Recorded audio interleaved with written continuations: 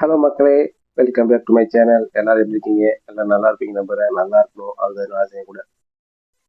தஞ்சாவூர் மாவட்டத்தில் பூதலூர் அப்படின்ற ஒரு கிராமத்தில் இருக்க ஒரு அம்மா கடந்த ஜூலை 1 காலையில் அவசரமாக எழுந்து பதட்டத்தோட அழுதபடியே வேகமாக போகிறாங்க.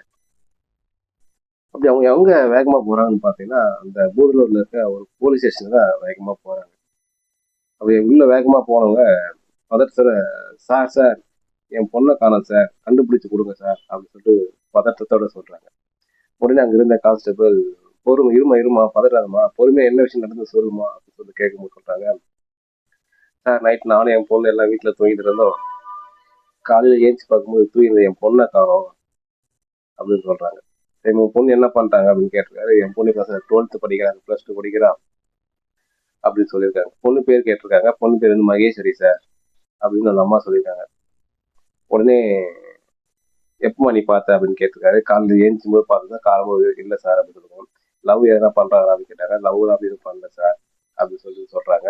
கொஞ்சம் சீக்கிரமா தேடுங்க சார், எனக்கு ஒரே ஒரு பொண்ணு சார் அப்படின்னு கொஞ்சம் பதட்டமா பயப்படுறாங்க, அழுகுறாங்க.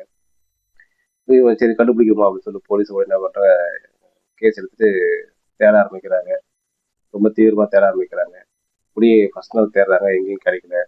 2வது நாள் தேடுறாங்க, எங்கேயும் கிடைக்கல. கடைசியா 3வது நாள் ஜூலை 3 அன்னைக்கு அவங்க வீட்டுக்கு பக்கத்துல ஒரு கிணறு இருக்கு. அந்த கிணத்துல டெட் பாடியா அந்த மகேஸ்வரி அப்படின்ற பொண்ணு வந்து சடலமா மிதந்து இருக்காங்க. இப்படி அந்த பொண்ணை சடலமா பார்த்த அந்த பொண்ணோட அம்மா வந்து கத்துறாங்க, கதறாங்க, அழுகுறாங்க. ஊர் மக்கள்லாம் கூடுறாங்க. தான் கூட நல்லா தூங்கின பொண்ணு இப்படி பணமா கிடைக்கிறத பார்த்து அந்த அம்மாவை தாங்கிக்க முடியல. கதறி கதறி அழுகுறாங்க. ஒரு பொண்ணை இழந்துட்டா அவர் வழி எப்படி இருக்குன்னு சொல்லிட்டு இந்த மாதிரி பொண்ணை இழந்தவங்களுக்கு தெரியும், அவங்களுடைய பசங்களை இழந்தவங்களுக்கு தெரியும்.